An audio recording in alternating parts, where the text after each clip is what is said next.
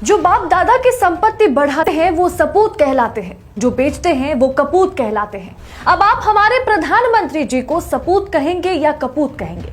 क्योंकि सरकारी संपत्तियों को बेचने का जो भूत मोदी जी के सर पर सवार है वो उतर ही नहीं रहा।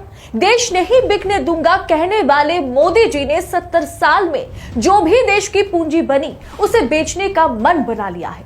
मोदी जी सत्ता में आने के बाद क्या क्या नहीं बेचा है। देश की निजी जो संपत्ति थी सब बेच डाला और अब रेल बेचने के बाद रेल की जमीन भी सरकार बेच रही है। अब तक सरकार रेल की जमीन 5 साल की लीज पर देती थी और अब 35 साल के लिए देने का फैसला कर लिया।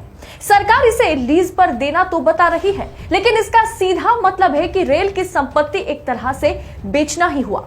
जैसे ही ये खबर बाहर आई तो मोदी सरकार के खिलाफ विपक्ष से लेकर आम जनता का गुस्सा फूटा। पूरा मामला क्या है आपको विस्तार से बताऊंगी। नमस्कार, स्वागत है आप सभी का देश नीति पर। मैं हूं आपके साथ अदिति।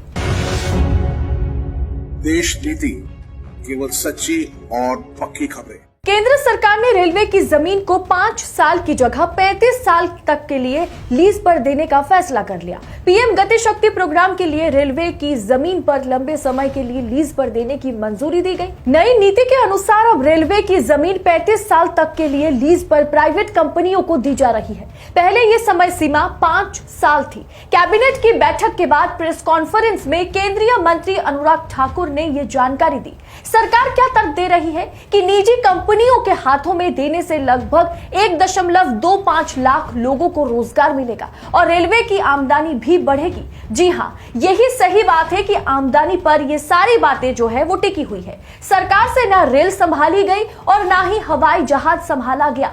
सरकार ने ट्रांसपोर्ट के जितने सारे ऑप्शंस थे सब कुछ प्राइवेट हाथों में दे दिया। रेल में 60 साल से अधिक उम्र के लोगों यानी कि जो सीनियर सिटीजन्स हैं उन्हें रेल टिकट पर 50% की छूट मिलती थी, कंसेशन मिलता था, जिसे खत्म कर दिया गया। उसे भी सरकार ने यह कहते हुए बंद कर दिया कि रेल अतिरिक्त खर्चा उठा नहीं सकता। खिलाड़ियों के लिए जो छूट दी जाती थी उसे भी बंद कर दिया गया। पिछले 6 सालों में मोदी जी ने अपने कार्यकाल में 72,000 रेल पदों को खत्म कर दिया और अब रेल की जो जमीन है उसे भी सरकार 35 सालों के लिए बेच रही है।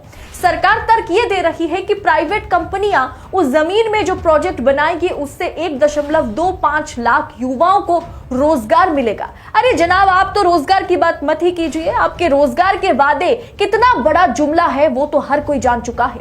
इसलिए नौकरी या रोजगार मिलेगा कहते हुए रेल की जमीन बेचने का प्लान अब पब्लिक को समझ आने लगा है। अब आप खुद बताएं कि आप मोदी जी को सपूत कहेंगे या कपूत। मोदी जी ऐसे पहले प्रधानमंत्री हैं जो अपने कार्यकाल में किसी भी चीज का राष्ट्रीयकरण नहीं किया, लेकिन हजारों चीजों का निजीकरण किया। मोदी जी ने अपने 8 साल में क्या क्या बेचा वो बताने लग जाऊं तो पूरा दिन बीत जाएगा। इसीलिए तो शुरुआत में ही कहा था कि 70 साल में जो भी देश की पूंजी बनी उसे मोदी सरकार ने बेचने का निर्णय ले लिया। 2047 तक भारत विश्व गुरु बने या ना बने, पूरी तरह से प्राइवेट कंपनी के मकर जाल में भारत तो फंस जाएगा।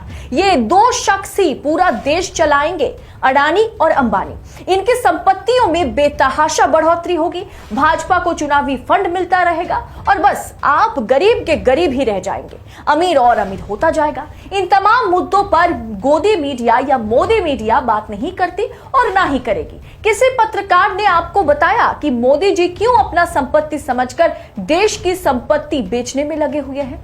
मोदी जी ने 2021 में तेल, गैस, बंदरगाह, हवाई अड्डे, ऊर्जा जैसे क्षेत्र में 100 सरकारी संपत्तियों को बेचने का निर्णय तो लिया था, लेकिन सरकार इन तमाम संपत्तियों को बेचने के लिए क्यों पार्लियामेंट में बात नहीं करती?